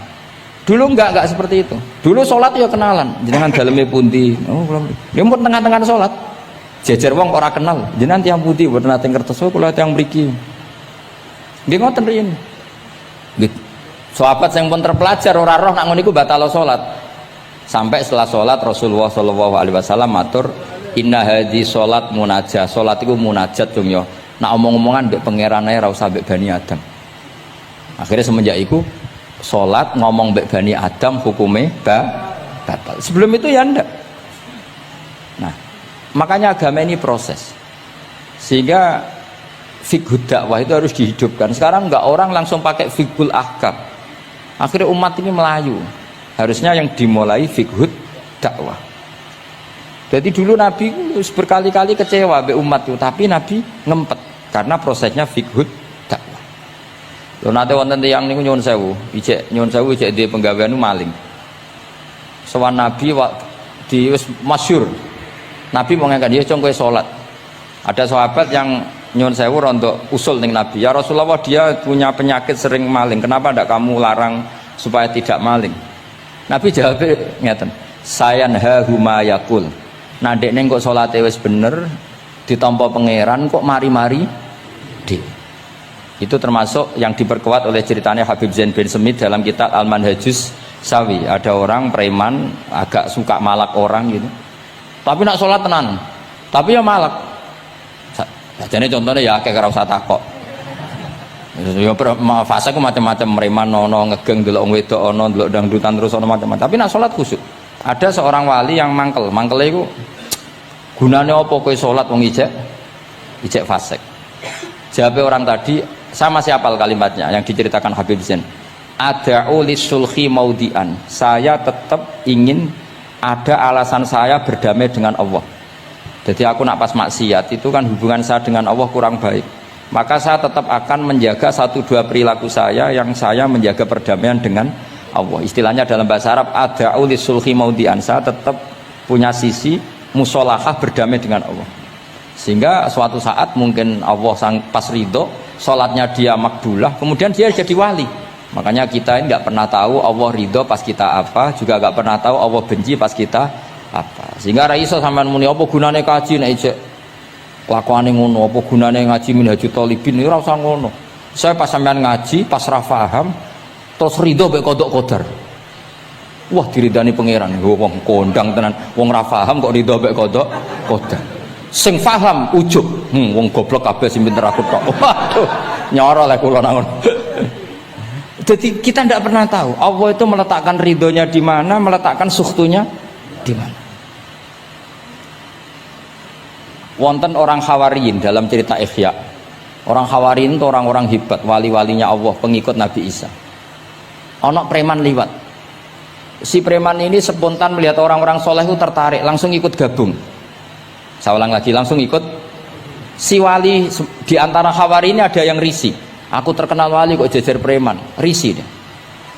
Maka si wali tadi mempercepat jalannya karena risih jejer nama preman. Sing preman dari awal memperlambat jalannya karena dia bilang misli saya seperti saya nggak layak berjejer dengan orang soleh.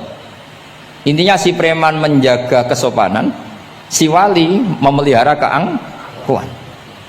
Jadi si preman dari awal dia sudah merendekkan jalannya karena nggak ingin sejajar. Si walinya tambah banter karena ingin nggak jejer.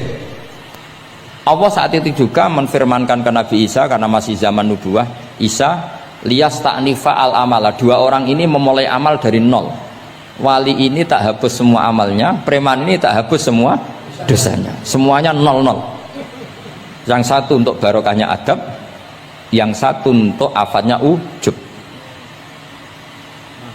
Jadi mulane dadi kiai koyo kula yo repot, nak ketemu fasik kok repot. Ape kancanan kok diamuk sampean rontok garis keras ngene iki. Gus kok kancanan wong fasik.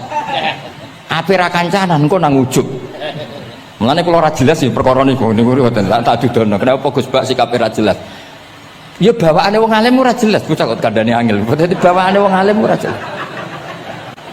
Tapi ora jelas e wau karena ape kancanan wong fasik. Engko kancanan wong fasik kok dadi syariat ya ndak mungkin. Sok suci ya ora. Nah, makanya didawakan Allah laisa laka minal amri syai'un au yatuba alaihim au yatu. Jadi wong fasik kok potensine di sepuro pangeran tapi ya potensi disiksa pangeran. Nah delok potensi di sepuro kita oleh ngancani, nah delok potensi disiksa kita ora oleh. Masalahnya kita ndak tahu. Nggih, masalahnya kita ndak tahu. Delok tengene cerita-cerita wali. Wong sowan Sunan Bonang iku nggawa gula salam templek ra mesti dadi wali. Kali Jogo sing kenale lewat begal dadi wali. Kali Jogo kenal Sunan Bonang pertama iku mergo napa? Begal. Kenalane wae lewat begal. Tapi malah dadi wali. Suraka kenal Nabi ku perkara ape bacok. Mergo dekne ku ana sayembara sing iso nyekel Muhammad, ya tentu dijangkar wong sing ngomong wong kafir, sing iso nyekel Muhammad. Mulane dadi kiai ku bingung. Nak nyeritakno tarikh kok nyebut Rasulullah kan gak mungkin wong kafir kok kayak sayembara sing nyekel Rasulullah sallallahu alaihi wasallam dikei hadiah. Ya mosok wong kafir kok sayembarane muni apa? Sing nyekel Rasulullah sallallahu alaihi wasallam tak kei hadiah. Sing bacok Muhammad Rasulullah sallallahu alaihi wasallam tak kei hadiah kan mboten mungkin wong kafir kok muni ngono. Sing kiai sing bingung sing nyeritakno kiai apa muni? Sing nyekel Muhammad tak kei dhuwit. Muni Muhammad kan kadung ra kulino wong. Cara sampean dadi kiai ya milih ndi? Nyeritakno omongane wong kafir. Milih. Mulane kula kadang kiai ora di pilihan bahasa. Mergo mulane Imam Suyuti sopan-sopane wong, tapi namune Iqra ya Muhammad. Mergo iku satu-satunya kesempatan jangkar Kanjeng Nabi. Kan sing dawuh Allah Iqra. Lah mesti Iqra ya Muhammad. Mergo Allah sing dawuh ning Kanjeng. Tapi nak kita ning Kanjeng Nabi kan gak mungkin muni ya Muhammad. Sekamane ana sayembara, sapa sing iso nyekel Muhammad tak kei unta 100. Suraqah tertarik ikut. Tapi barokah iku, barokah kesalahan itu malah roh mukjizat Rasulullah sallallahu alaihi wasallam. Ketika ape baca napa? Ambles, sampai ping 3. Lah iki awale salah niate yo salah, tapi pangeran ngersakno untuk hidayat. Barokah salah iku roh mukjizat Rasulullah sallallahu alaihi wasallam. Ya ora roh donya iku ora roh. Ana wong saleh sak labah amen jamaah sampai diarani hamamatul masjid. Tapi ceritanya seperti itu akhirnya semulanya dongo ya muqallibal qulub tsabbit qalbi ala dini, kita tidak pernah tahu. Ya sudah seperti itu. Paham ya? Tapi ya kita tentu ngikuti syariat wa kullun muyassarun lima khuliqalah. Mohon kula terusno. Qultu al asah ad-dhammu. Terus sing donga sing diwaca teng tasyahud nggih kula waca bismillahirrahmanirrahim. Qultu ala sah wa anna Muhammad Rasulullah sabata fi sahih Muslim wa alam wa aqalli salat ala Nabi sallallahu alaihi wasallam Allahumma sholli ala Muhammad wa ali wa ziyadah ila hamidum majid tumeka maring hamidum majid. Berarti kados kita napa wa sholli ala sayyidina Muhammad wa ala ali sayyidina Muhammad kama shollaita ala sayyidina Ibrahim wa ala ali sayyidina Ibrahim terus sampai fil alamina innaka hamidum majid. Dan ini sebagai penutup kula badhe cerita kula gadah kitab namine Hasyatut Turmusi. Hasyatut Tarmasi atau Turmusi ini karangannya Syekh Mahfud Termas. Beliau adalah murid Sayyid Abi Bakar apa? Syato Sohibul Li'ana. Terus guru dari Basim Asyari. Beliau teman dekatnya Habib, mbahnya Habib Anis. Berarti Anis bin Alwi bin Ali. Jadi temannya Sohibu Simtiduror. Itu beliau cerita tahiyat itu adalah perwujudan dari dialognya Allah kalian Kanjeng Nabi. Terus ketika Kanjeng Nabi dugi Sidratil Muntaha, ya, ketika dugi napa? Sidratil Muntaha, Nabi maos napa? At-tahiyatul mubarakatus sholawatut thayyibatu lillah. Mun Nabi mandek terus dijawab kalian Allah, assalamu alaika ayyuhan nabiyyu wa rahmatullahi wa barakatuh. Allah mandek. Terus Kanjeng Nabi niku mboten kepengin saking senenge teng ummate bahwa kebahagiaan itu hanya untuk beliau, saking sayangnya teng umate. Terus ditambahi assalamu alaina wa ala ibadillahi sholihin. Jadi ini barokah syafaat Rasulullah sallallahu alaihi wasallam. Jadi sakjane saking Allah namung assalamu alaika ayuhan nabi, hanya untuk Kanjeng Nabi. Tapi Kanjeng Nabi carane nego. Ampun nek Gusti niki umat kula wong kudus kathah. Dadi kira-kira jadi kowe kudu mikir ya. Jadi ayat kursi itu dipilih ulama perkarane napa?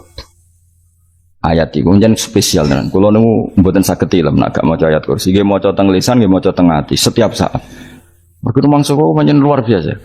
Allahu ta Allah iku Allahu la ilaha illa huwal hayyul qayyum.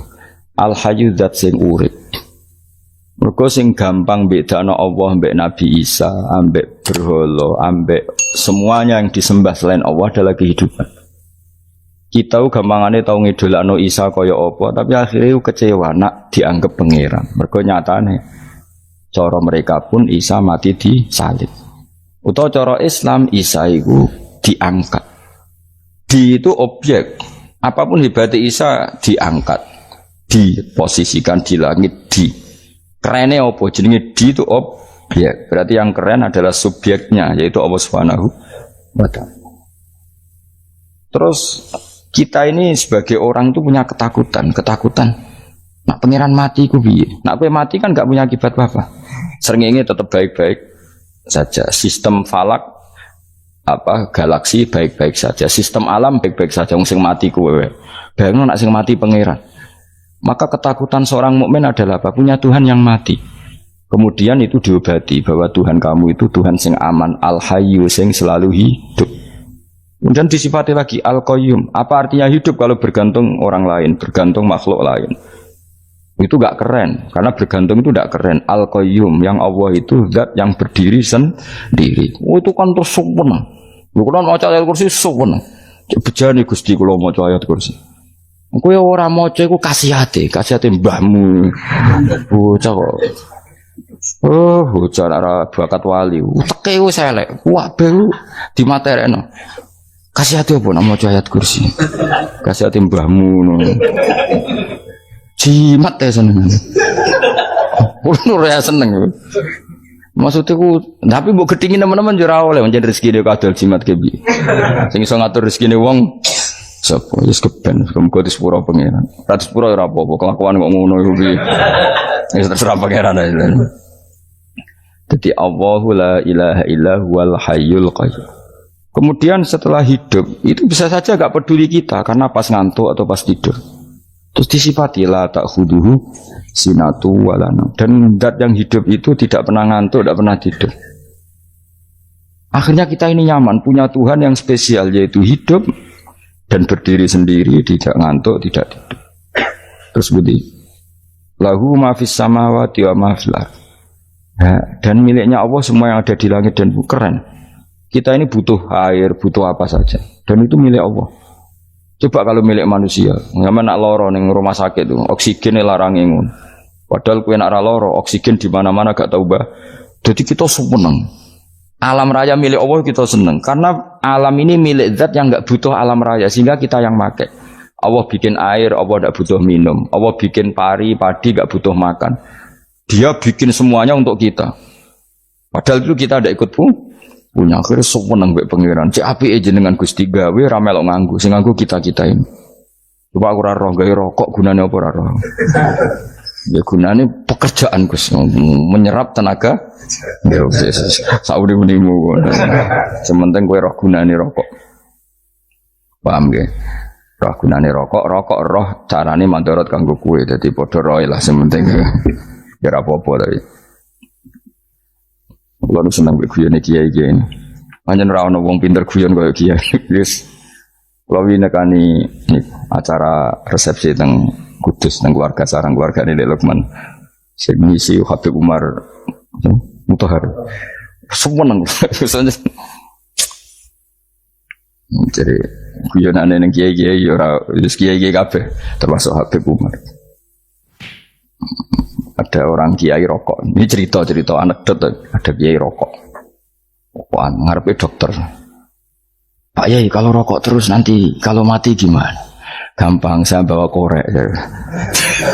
Sing kiai dhewe maksudnya iku nak mau rokok terus mari mati. Kiai ini yang ngerti maksudnya dokter ngono. Tenang dok, saya masih bawa korek. Maksudnya nak rokoknya mati gak ada Jumat. Jadi gak sambung apa? Nak biyonane Habib Umar, saya sering membaca bahayanya rokok. Saya baca itu. Setelah baca, saya berhenti membaca. Wangan pikirannya setelah membaca bahaya rokok berhenti rokok. Saya sering baca buku atau apa tentang bahayanya rokok. Setelah saya tahu berhenti membaca. Wong spesial, seneng kalau niku bisa nikmati ya seneng putune Rasulullah, ya seneng guyon. Jadi seneng itu gak kudu mewah, apa? Lah kowe seneng ngenteni di Alphard malah kesel to. Wah, jadi kalau nang di grup kata, kiai sing seneng guyon, sing sering.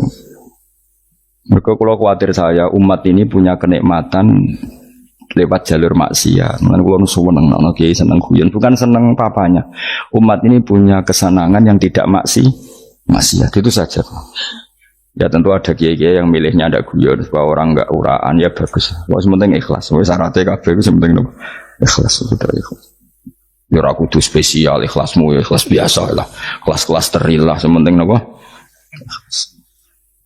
Saya sering baca bahayanya orang rokok. Setelah saya tahu bahayanya, maka saya berhenti baca. Wongku kaget kabeh. Mereka pikirannya wong harus berhenti rokok ternyata. Mulai saya sering baca bahayanya orang miskin. Setelah tahu bahayanya, berhenti merasakan kemiskinan. Jadi, saya tahu bahayanya neraka. Setelah tahu bahayanya neraka, maka saya berhenti.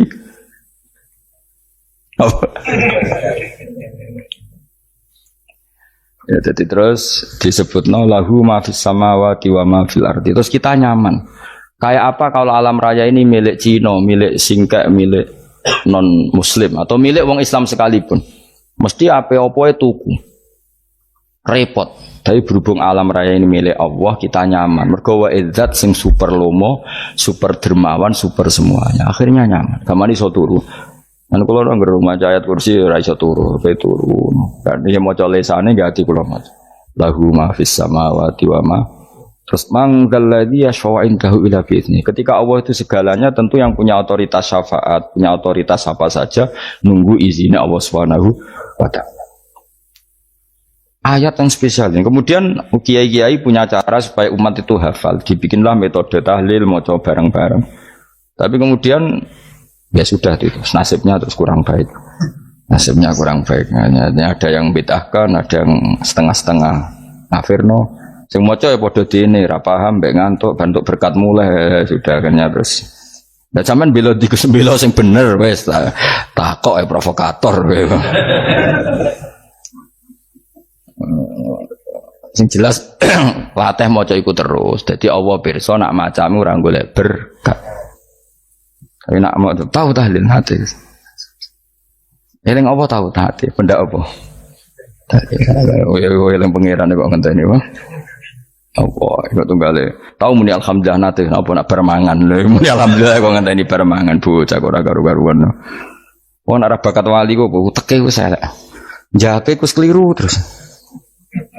Masih wong khusuk lah, ora bakat wali, khusuk tok tapi ruwet, uripe ruwet. Lahu ma fis samawati wa ma fil ardi man dalladhi yash'indahu ila ya'lamu ma baina aydihim wa ma khalfahum. Dan Allah tahu apa yang di depan kita, di belakang kita. Terus kita lagi-lagi nyaman. Kayak apa misalnya kita yang lemah ini tidak dalam pengawasan Tuhan. Jika mana kalau misalnya dia anak cilik, anak itu tidak nyaman kalau ketika main tidak didelok orang tuanya karena dia tahu ada hal-hal yang dia tidak bisa menggapai dan butuh setiap saat pada orang tuanya untuk membantu menggapai itu. Jadi anak masih senang dolanan, sukanya diperhatikan tetap. Nah kita ini senang sekali main yang dunia ini pengiran diperhatikan Allah Ta'ala karena Allah selalu tahu kita. Jadi terus nyaman. Jadi semua ayat itu menjadikan kita nyaman. Nanti kajian Nabi ora sare sedurunge maca ayat kursi, ora sare sedurunge maca surat musabbihat. Dan saya dalam banyak hal niru itu. Nabi urung sare nek ora maca surat Hasyr. Nah aku ijazah iku kowe kan ra mungkin surat Hasyr ning juz pira wae kira roh kok dijazahno. Sing iku lho sing diakhiri suti law anzalna hadal qur'ana ala jabalil la ra'aitahu khashi'am. Itu tapi mulai kok ngarep subhanallahi ma fis samawati wa ma fil ardi wa huwal azizul hakim. Terus waladzi akhrajal ladzina kafaru min ahli kitabim. Ya bener subhanallahi ma fis samawati wa ma fil ardi terus. Terusnya terus waladzi akhrajal ladzina kafaru min waladzi akhrajal ladzina kafaru min ahli kitabim min diyarihim li awalil hasyr. Ma dzanantum ayakhruju wa dhannu annahum mani'atum husunuhum min Allah fa'atahum saat terus serang apa akhirnya ya itu tadi terakhir apa ya'lamu ma baina aydihim wa ma khalfahum wala yuhituna bi syai'in min ilmihi illa bima. Dan seseorang itu tidak punya ilmu kecuali dengan kadar yang dikehendaki Allah, bahwa kita ini selalu objek. Punya ilmu ya dikasih, punya rezeki ya dikasih, punya apa saja sehingga status kita makhluk, statusnya Allah khalik, statusnya Allah itu memberi, statusnya kita hanya penerima. Itu bahkan termasuk bab ilmu. Bab ilmu itu tahunya kita ya hanya diberi. Illa bima syadis wasya kursi samawati wal ardo, dan kursinya Allah itu meliputi langit bumi. Sehingga kita tahu, wah keren. Terus wala ya'udu hifdzuma, dan ketika alam raya sebesar ini Allah tidak pernah capek mengurusnya. Sampean tak pasrahi gawe kok ngrumat srengenge. Sampean ngrumat listrik omahmu lho, kadang kabel pedhot, dope pedhot. Iku apa ngrumat srengenge mulai digawe nganti saiki. Gak tahu mati. Gak tahu bayar. PLN lho kon gawe 0, sekian gak tahu rusak setahun kon jamin ora ngara iso. Apa gawe srengenge mulai Nabi Adam nganti saiki ora tahu bengkelno. Oke gak tahu mikir ngono, jen ra wali yo. Lah srengenge misale error terus pangeran ngumumno, leren sik 3 wulan lagi ditoto. Ya repot dol-dol. Ngono kok ora tau mikir bocah kok. Ngono utek sing anut wali-wali itu teke waras. Men dhuwit ora di dhuwit sumpek, di dhuwit seneng wis ngono tok pikirane. Ora tau kagum mbek srengenge, ora tau bengkel, ora tau. Mergo emang ora bakat wali, itu teke wis innalillahi wa inna ilaihi raji'un. Ngono ya kok urip ngono. Habis ben urip pancen waya apa? Mati rame-rame apa? Untunya nak rano ku ya sepi tenan. Gak ana wong gawa nasa ilfat ngalor gitu. Ngaji sepeda dibayar gua paham yang mulai apa yang mulai. Gak takut ibu jure bar apa kaji. Mau Gus Pak nerangno apa delok rekamane.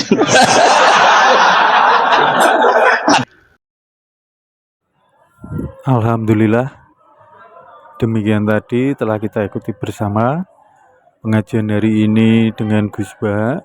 Semoga uraian-uraian ilmu agama dari Gus Ba dalam pengajian beliau hari ini bermanfaat bagi kita semua. Kita bisa menerima dengan baik, kita bisa mencermati apa yang baik dari apa yang telah beliau ajarkan kepada kita semua, ilmu agama yang baru saja beliau berikan kepada kita semua yang hadir di sini. Amin amin ya rabbal alamin. Saudara-saudara, semoga kita juga bisa mengamalkan ilmu agama kita yang baru saja kita dapatkan di hari ini, menambah wawasan ilmu agama kita, menambah ilmu agama kita, sehingga kita juga bisa mengamalkan apa yang kita dapatkan hari ini untuk orang lain juga. Terima kasih. Semoga berkah bermanfaat bagi saya, bagi kita semua. Amin amin ya rabbal alamin. Terima kasih. Sampai jumpa kembali di pengajian Gus Ba selanjutnya. Wassalamualaikum warahmatullahi wabarakatuh.